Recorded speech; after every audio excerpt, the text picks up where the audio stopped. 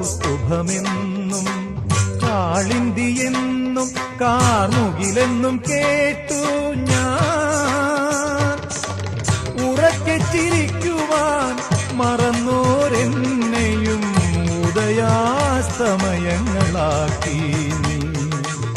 തിരുനട കാക്കാൻ നിർത്തി നീ. ചന്ദന ചർച്ചിത നീലകളേബരം എന്റെ മനോഹരമേഘം. കായാമ്പൂവിലും എന്റെ മനസ്സിലും കതിർമഴ പെയ്യുന്ന മേഘം.